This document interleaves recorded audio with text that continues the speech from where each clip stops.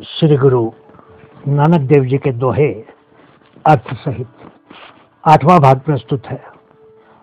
सोई सोई सदा सच साहिब, साचा साची नाई, है भी होसी जाए न जासी, रचना जिन रचाई। केवल परमपिता परमेश्वर ही सत्य है, वह स्थिर एवं चिरंतन है, वर्तमान में भी है और भविष्य में भी रहेंगे। संसार भले संहार हो जाए, प्रभु ना तो जन्म लेता है और ना ही मरता है। उसी ने इस संसार का निर्माण किया है और वही एकमात्र सत्य है।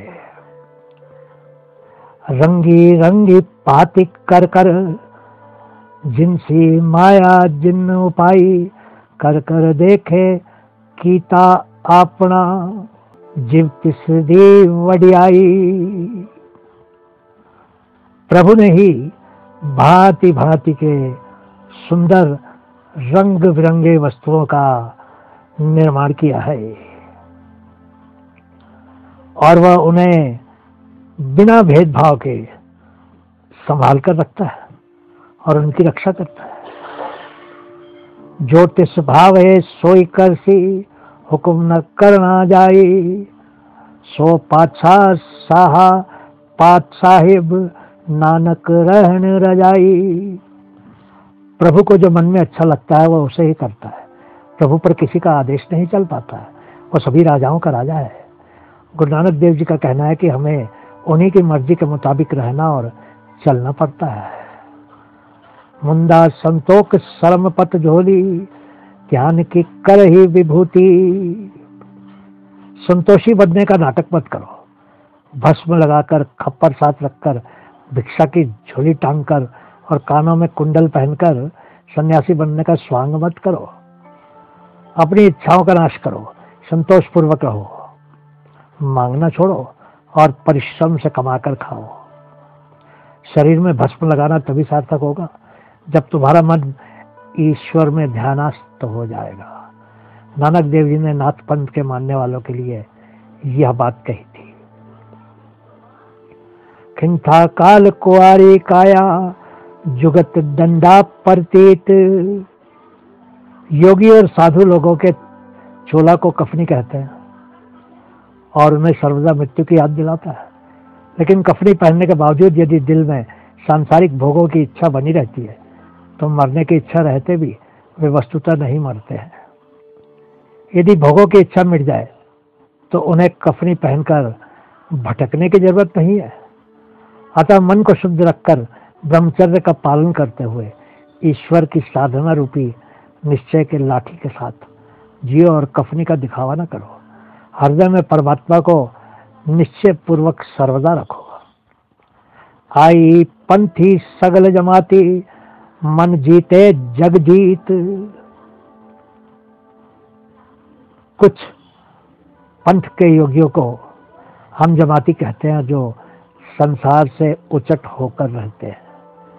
नानक देव जी का मत है कि उचाट होकर समाज से अलग रहकर पंथ बनाने की अपेक्षा समाज में सबों से मिलकर प्रेम भाव से रहना चाहिए। मन की इच्छाओं को काबू में रखकर ही इस संसार रूपी भोग पर विजय हासिल हो सकता है। आदेश तिसे आदेश, आज अनिल अनाज अनाहित, जुग जुग एको वेश। नानक देव जी ने उसी परमेश्वर को प्रणाम करने की सलाह दी है जो अनंत काल से स्थित है, पवित्रतम है।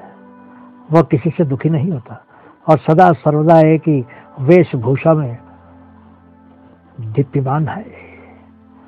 उसका रूप भाव भंगिमा सदा अपरिवर्तित रहता है।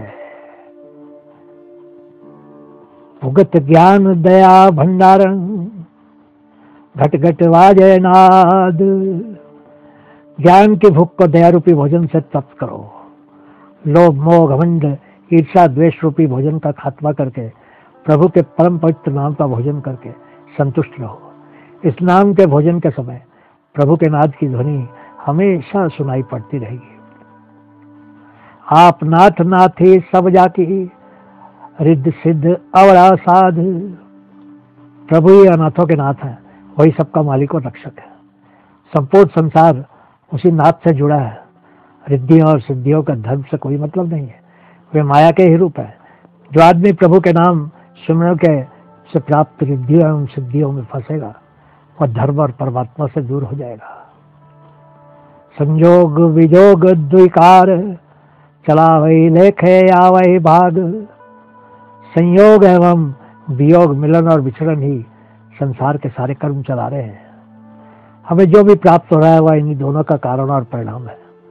सभी आदमी और जीव जंतु प्रभु के आदेशानुसार ही अपने अपने कामों में लीन है। यदि मनुष्य अपने अहंकार में फंसता है तो वह भगवान से विमुख हो जाता है, लेकिन एक बार प्रभु से दूर होने पर भी हम उससे पुनः मिल सकते हैं। ईश्वर ने आत्मा रूपी ज्योति प्रकाशित की है, जो हमें बुरे रास्ते से हटाकर सन्मार्ग पर लाकर हमें प्रभु से मिला देता है। बहुत बहुत शुक्रिया। इसके आगे के दोहे अगले वीडियो में प्राप्त हो।